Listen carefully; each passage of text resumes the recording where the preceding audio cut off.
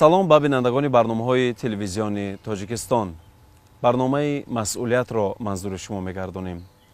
дар ин барнома нигоҳе дорем ба самти фаъолияти ҷавонон дар замони соҳиби истиқлолии кишвар.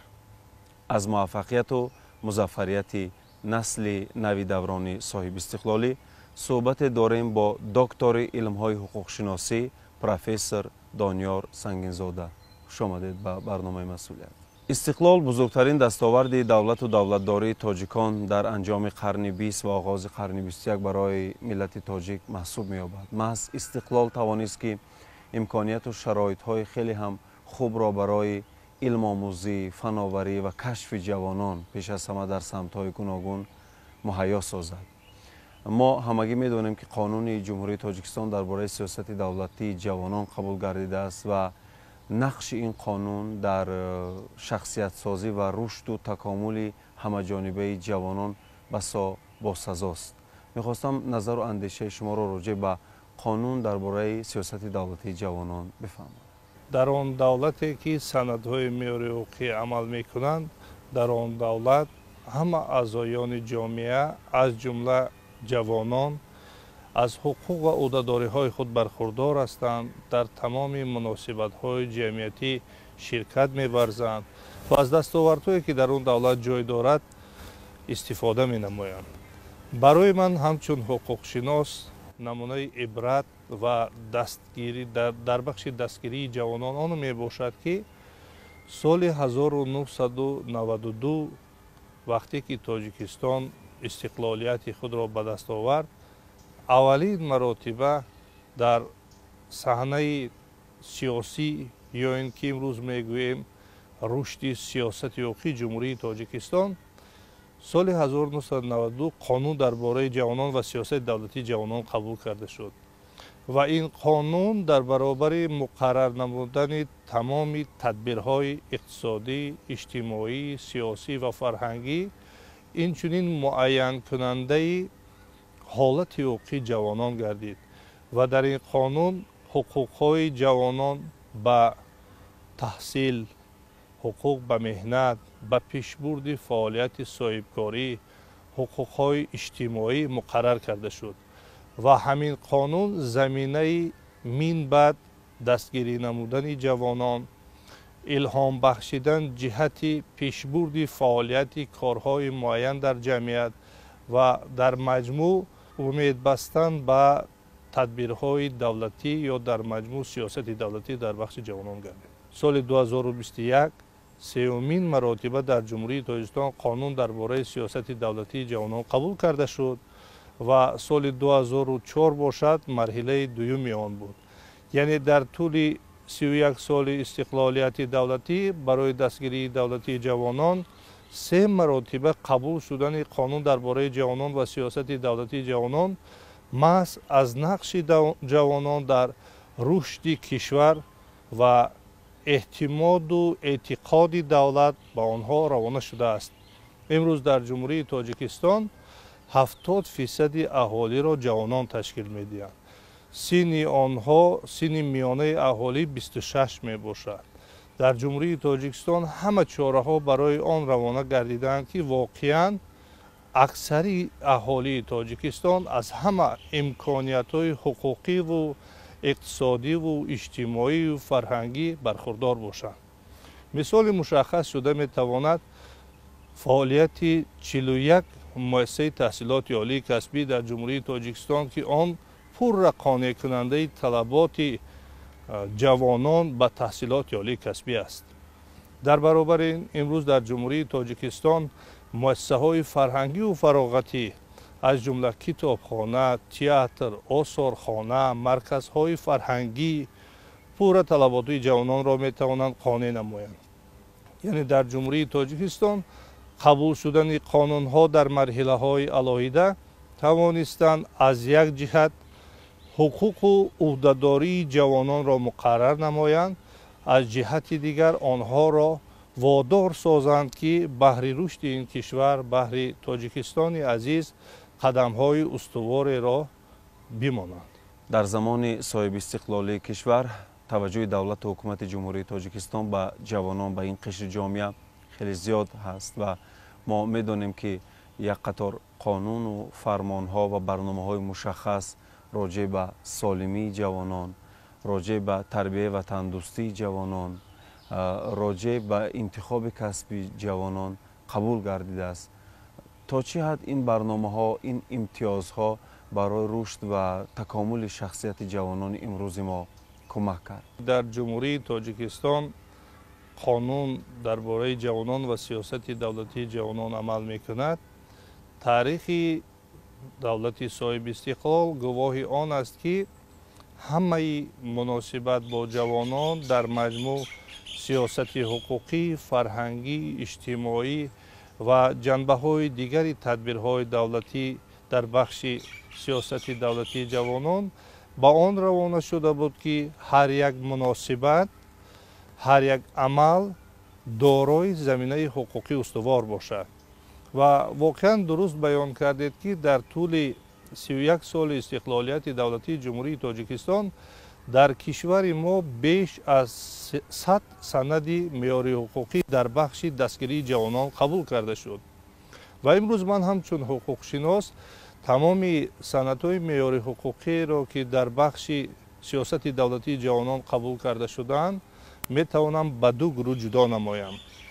گروه اول سندهای معیاری حقوقی که معین کننده حالت حقوقی کل اهالی تاجیکستان می باشند که آن فراگیر هم نورسان، جوانان، میانه سالان، کلان سالان، زنان و مردان هستند.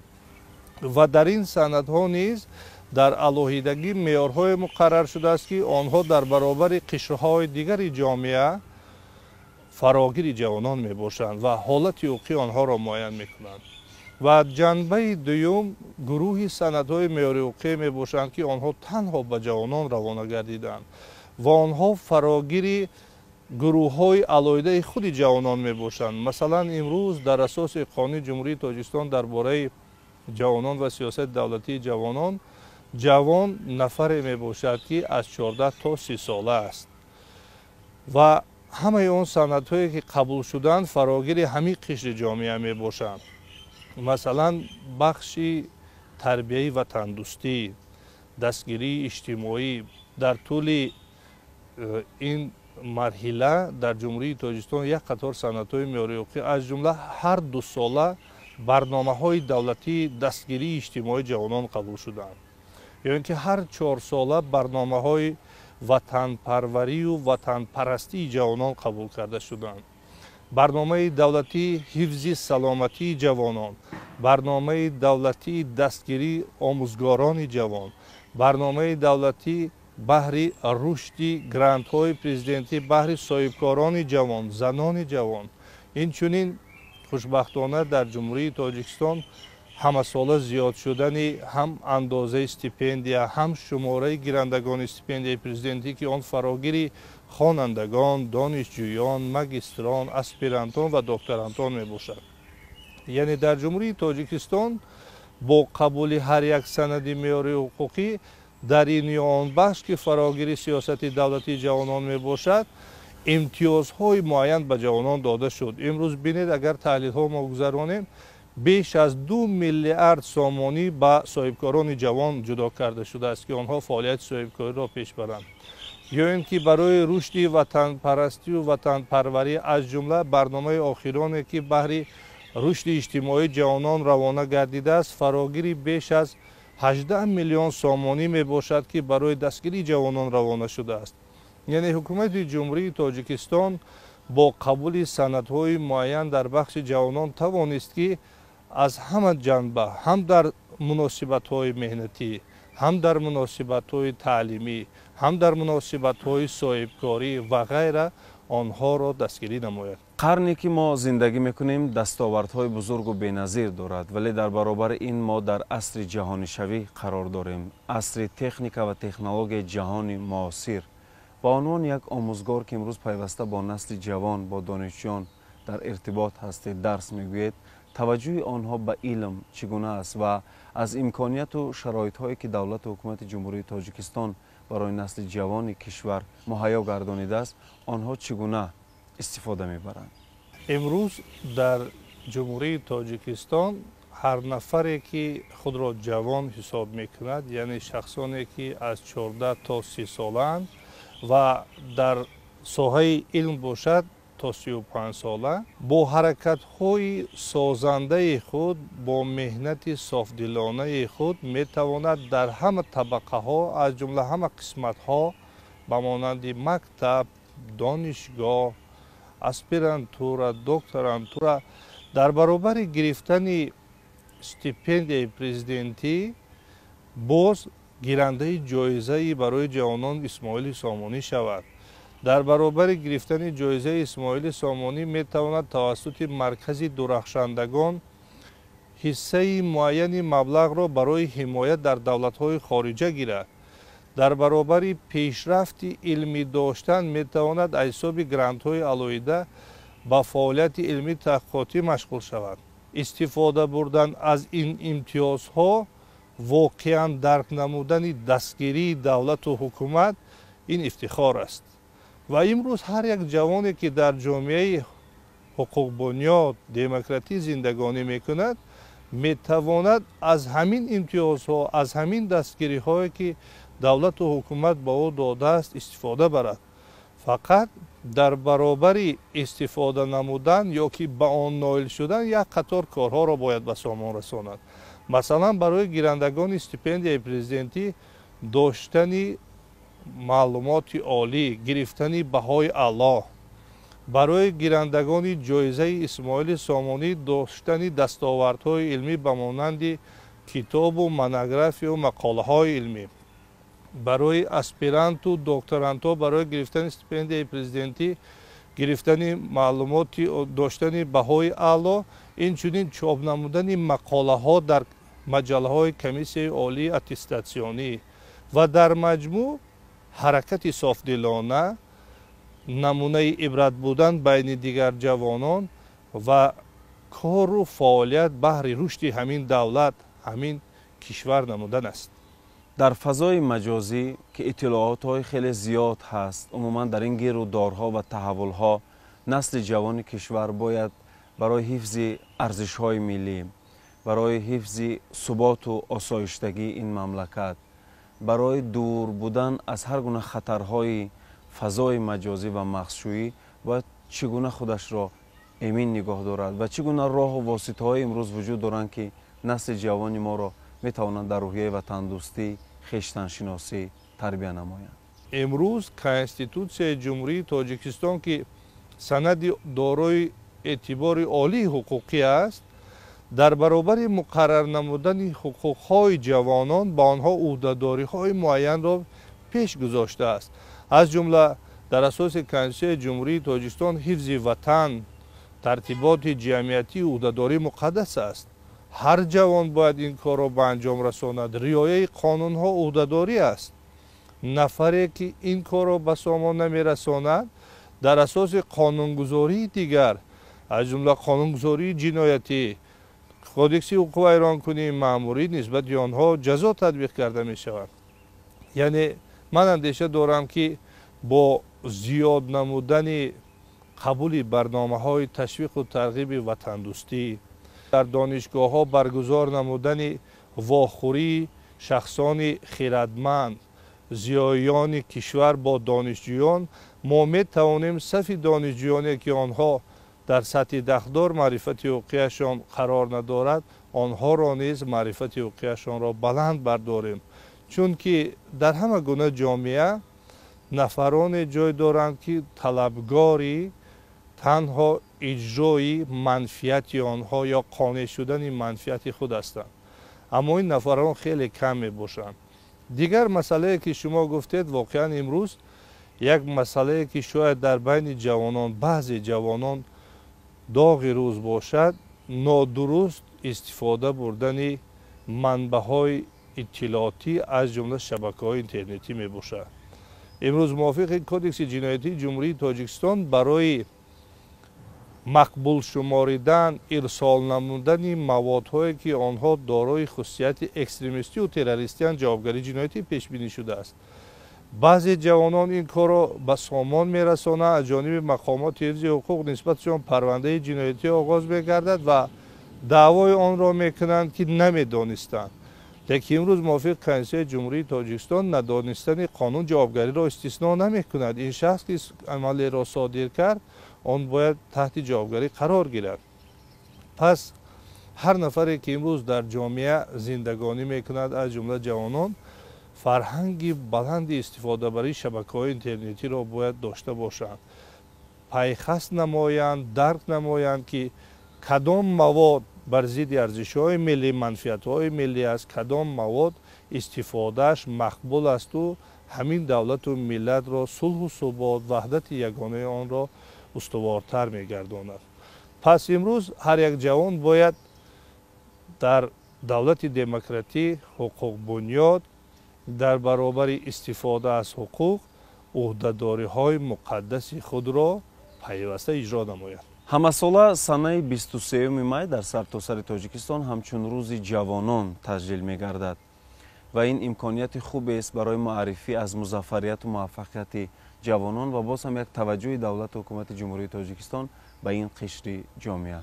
дар ҳар вохӯрие ки пешвои миллат бо ҷавонон баргузор намуданд, аз ҷавонон танҳо хоҳиш намуданд ки андешаҳои худро баҳри рушдатон баҳри тоҷикистони азиз баён намояд ва ҳамин вохӯриҳо оҳиста оҳиста ҳамчун вохӯриҳои воқеӣ ба шакли расмӣ табдил ёфт. пешвои миллат вақте ки бо ҷавонони кишвар вохӯрӣ менамоянд, аз дарди онҳо, аз мушкилоти онҳо бархурдор мешаванд. ва агар мо шумо аҳамият диҳем, ҳамасола ки бо ҷавонон вохӯрӣ баргузор менамоянд, баъд аз он баъди муҳлати муайян санаде ба таб мерасад, ё фармони президент, ё қарори ҳукумат, ё барномае қабул мешавад ки он натиҷаи вохӯрии президенти кишвар бо ҷавонон ва он ифодаи роҳҳои бартарафсозии мушкилоти ҷавонон мебошад. пас имрӯз ҳар як вохӯрӣ самара барои боз ҳам рушд бахшидан ба сиёсати давлатии ҷавонон аст. вохӯрӣ ҳавасманд намудани ҷавонон барои зиёдтар фаъолият намудан дар самтҳои дахдор аст. ва доим президенти кишвар ва дар паёми охирини худ баҳри ман андеша дорам кулли мардуми тоҷикистон аз ҷумла ҷавонон як гуфтори хеле хуберо ба сомон расониданд. имрӯз барои кишвар бояд ҷавонон фаъолияти пурсамар дошта бошанд. пешвои миллат барои мо намунаи ибратанд ки чӣ гуна бояд ватанро дӯст дорӣ, баҳри ватан кадом корҳои хуберо ба сомон расонӣ ва дар маҷмӯъ кореро кунӣ ки ҳамин сулҳу субот, ҳамин ваҳдат абадӣ бошад. худи мо шумо шоҳид ҳастем ки дар замони соҳибистиқлолӣ имконият ва шароитҳои хеле хубе барои илмомӯзӣ, фанноварӣ, соҳиби касб гардидани ҷавонон муҳайё гардидааст. пеш аз ҳама фаъолияти босамари донишгоҳу донишкадаҳо ва имрӯз пайваста ба варзиш машғул шудани ҷавонон, тарзи ҳаёти солим, дар посух ба ин ҳама имтиёзҳову имкониятҳо насли ҷавони мо чӣ рисолат дорад? агар имрӯз мо таҳлилҳо намоем, мебинем ки ҳар як ҷавоне ки бо дарки масъулият фаъолиятеро ба сомон мерасонад, он аввалан ҷавони ояндадор аст. яъне ҷавоне аст ки метавонад худро дар ин кишвар муаррифӣ намояд, баҳри рушди оилавӣ, иқтисодӣ, иҷтимоӣ, фарҳангии худ саҳмгузор бошад. ва баъдан ин қадар имкониятҳое ки дар ҷумҳурии тоҷикистон барои ҷавонон фароҳам оварда шудааст, он танҳо барои рушди шахсии ҷавон равона нагардидааст. он барои рушди миллӣ, давлатдории мо равона гардидааст. пас нақши ҷавонон дар он равона шудааст ки аз ин дастовардҳо самаранок истифода баранду баҳри аввалан ҷойи хурдакак бошад, ҷойи фаъолияти меҳнатии худ, баҳри оилаи худ, баҳри ноҳияи худ, вилояти худ ва дар маҷмӯъ баҳри тоҷикистони азиз меҳнати софдилона кунанд. дар фаъолияти меҳнатии онҳо ғаразҳои моддӣ ва дигар ғаразҳо ҷой надошта бошад.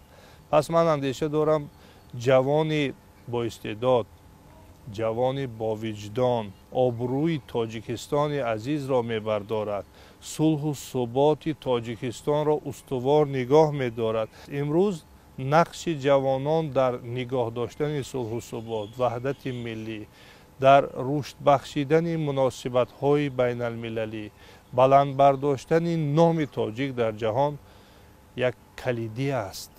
این نقشی است که از هر یک جوان در علایدگی گرچند ناعیان باشد، در مجموع 70% تاجیکستان امروز جوانان هستند.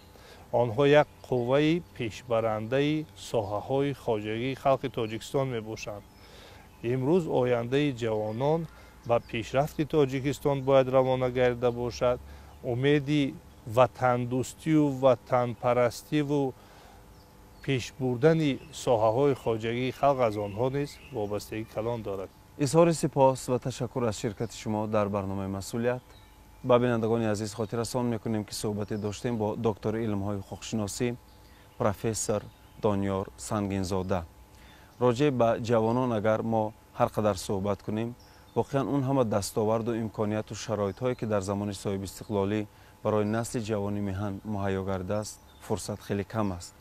چون جوانان واقعا برای تقدیر امروز و آینده دولت و ملت، برای رشد، برای آبادی، برای آزادی، برای صاحب استقلالی تاجیکستان، برای پرافشان کردن پرچم ما در عرصه جهان میان دولت‌های متمدن عالم یک رسالت بزرگ و برجسته را بر دوش دارند. در همین جا برنامه مسئولیت به پایان میرسد. برنامه‌های دیگر تلویزیون تاجیکستان ادامه دارند. ما را همراه باشید.